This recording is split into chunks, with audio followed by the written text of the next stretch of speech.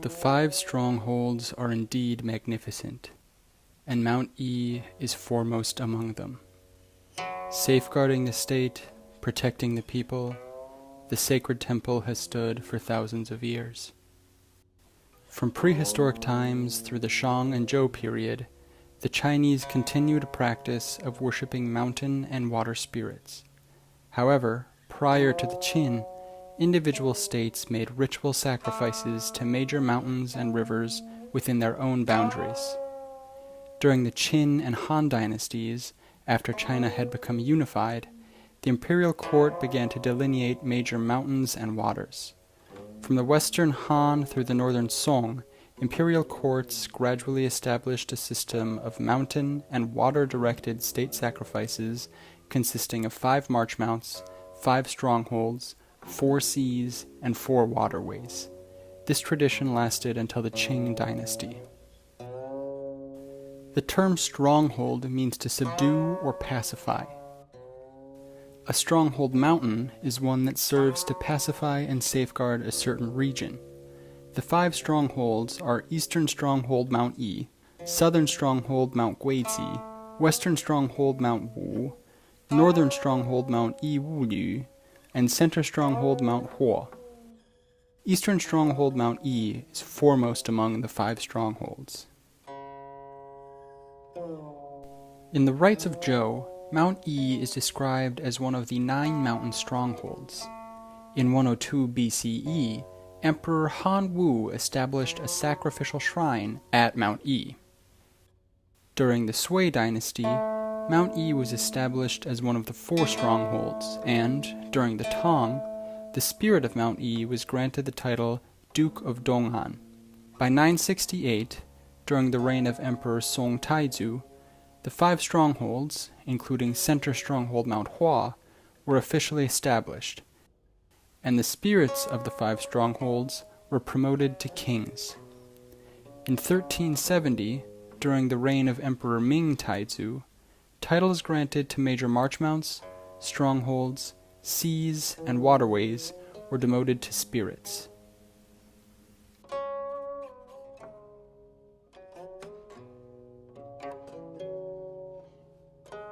Dongzhen Temple was first established at the peak of Mount E in 594 during the reign of Emperor Sui Wen.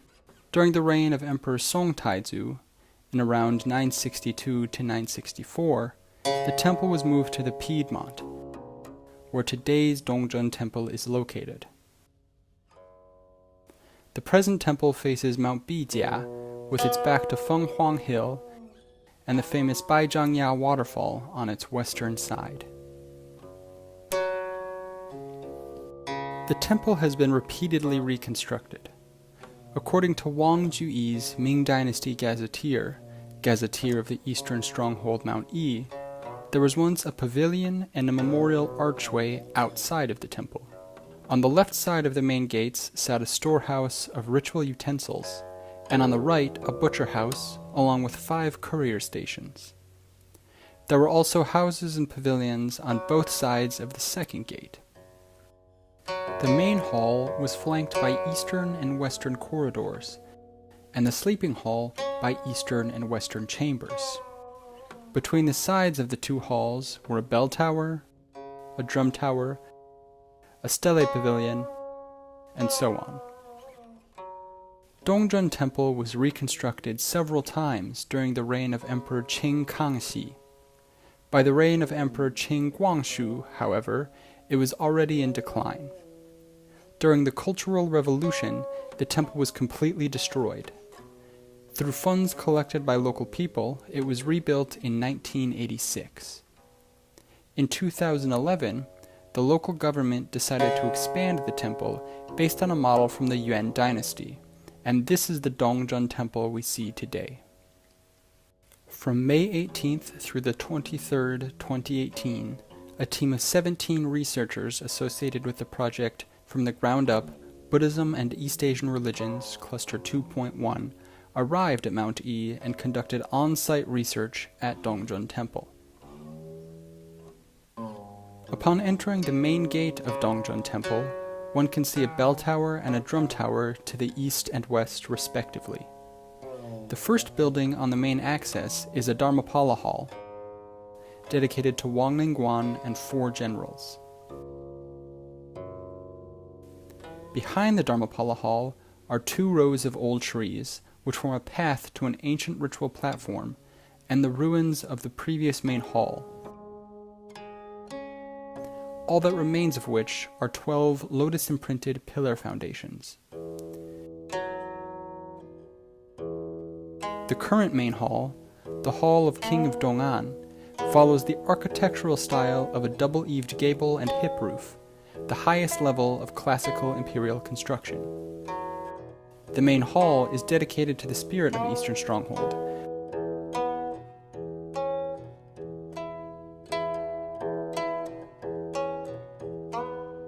The murals that surround the main hall depict historical stories and local lore associated with Mount E.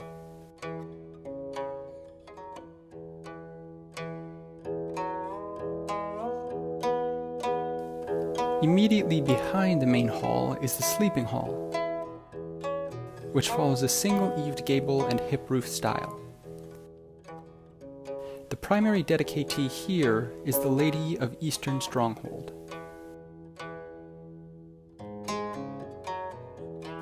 Behind this hall is the Hall of the Mother of the Big Dipper, which follows an architectural style of a single-eaved flush and overhanging gabled roof. On the first floor is a wax museum of 16 emperors who allegedly made ritual sacrifices to Mount E.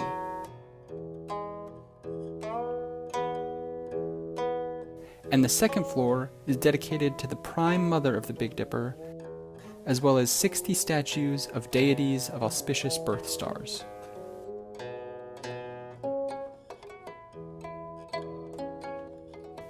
Between the Dharmapala Hall and the ancient ritual platform are 4 corridors of stelae, 2 on each side, consisting of more than 100 stelae in total. Among those on the eastern side is a stele inscribed by Emperor Qing Kangxi, and on the western side there's a patched stele inscribed by Emperor Qing Qianlong.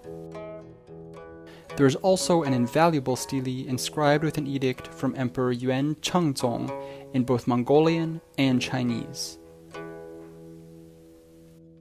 At the end of the Qing dynasty, there were more than 360 stelae preserved at Dongzhen Temple.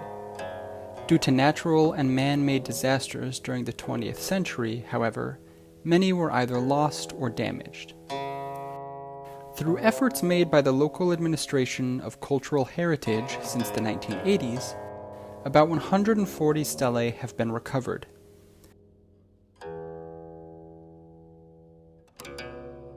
These extant resources contain rich information, including imperial edicts and sacrificial rituals offered to Mount E, data on natural disasters, social changes, wars and riots, and poems describing local landscapes. Researchers interested in social history, politics, economy, religious practices, art, and literature related to the Eastern Stronghold would undoubtedly benefit from these invaluable sources.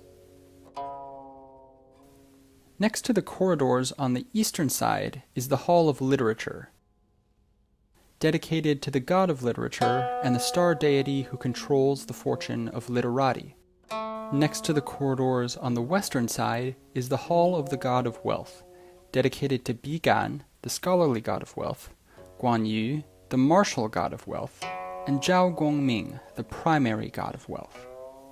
On the eastern wing, there is also a Hall of the God of Medicine and a Hall of the Purple Tenuity, dedicated to the god of medicine, the flame emperor Shennong, and the three officials of water, earth, and heaven. On the western wing is a pond of liberating animals.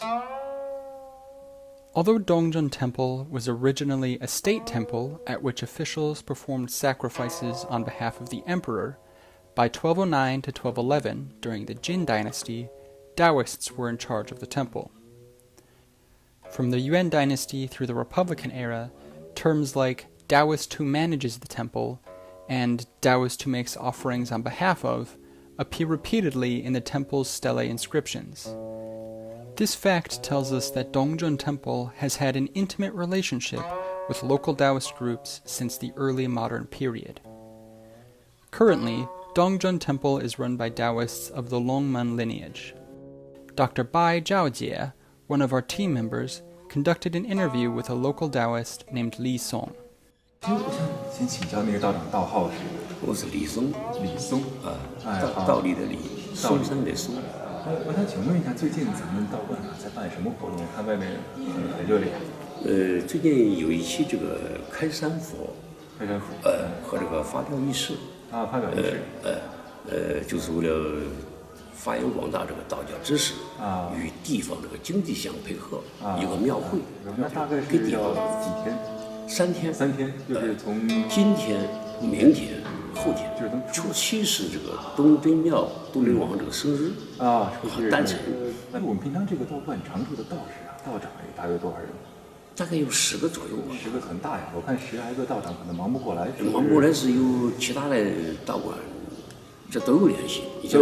其他道观他有这个活动忙不过来，忙不过来，我们你们也要过去帮忙，也就大家都是这样，这都是相互的。那这一次的活动大约一共要多少个道长才能把它？有个30多个。另外我想请问一下，咱们道观的道长呢，都是属于哪一个那个道派？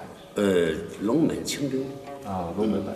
龙门派。最后想问一个问题，就是咱们道观道长平常都怎么样修行？因为我们知道内功练内功了，是打坐，练那个外来是打拳，打拳，就是太极拳，对。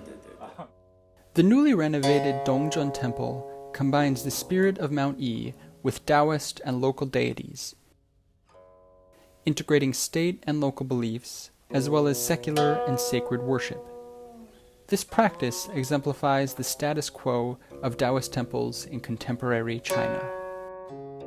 On the 8th day of the 4th lunar month, which, in 2018, fell on May 22nd, an annual temple fair is held at Dongzhen Temple.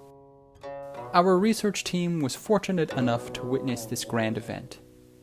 The pouring rain did not stop local devotees, merchants, and tourists from across the country from gathering around the temple. Local Taoists performed a grand ritual ceremony in which they made offerings to the spirit of Mount Yi. Devotees worshipped gods and spirits in their own ways, some by burning incense, and some by singing folk songs. Other concurrent activities included fortune-telling, sorcerers dancing, entertaining games, and the buying and selling of local specialties. Although the temple fair and religious activities continue, many of the younger generation have already left the mountain, and most of the participants at the 2018 festival were older women. These women continue to pass down sacrificial songs and traditional customs, which can be seen as a metaphor for the gradual disappearance of such rituals in the face of modernity and changing Chinese culture, as well as a unique window to observe the transformation of traditional state sacrificial rituals and contemporary Taoist culture.